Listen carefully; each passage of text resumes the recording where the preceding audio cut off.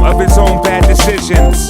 He's finishing up a 10-year bid for foul things that he did when he was still a kid. The good news, he'll be out in less than a week. The bad news, he'll be out in less than a week. It's tough because this news is known by the ruggedest crews. They doing life and ain't got nothing to lose, and they already plotting. In fact, his man stopped him to chat and let him know he should be watching his back.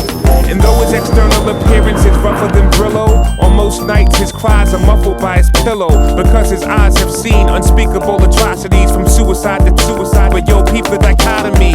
He wants to get out, but in a way he doesn't, because he's not really sure if he can make the adjustment. Plus he's young and black and can't escape from the fact that most of the stats say he'll be coming back. He feels like he might as well rot. He's shell-shocked by hell's plot to keep him in jail, locked in a cell block. The stress is weighing on his mind so heavy, he cries out, Jesus, if you're real, I'm ready. Oh, no one's around. Silence the only sound.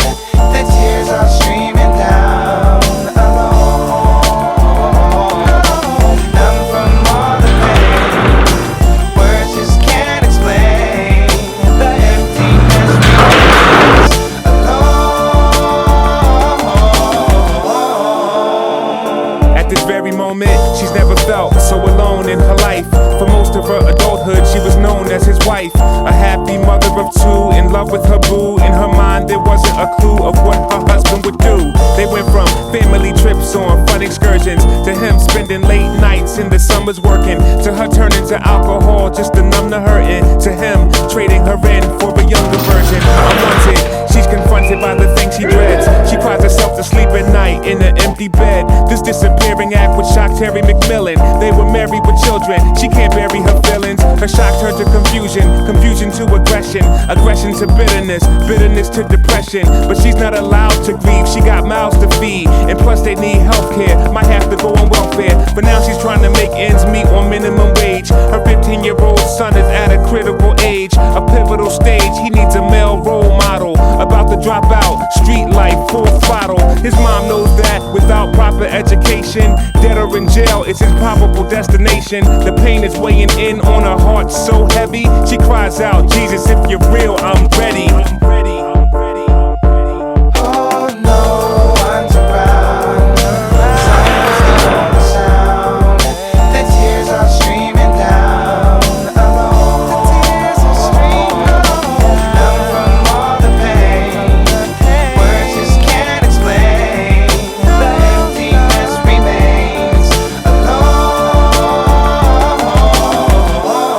Alone. At this very moment, he's never felt so alone in his life.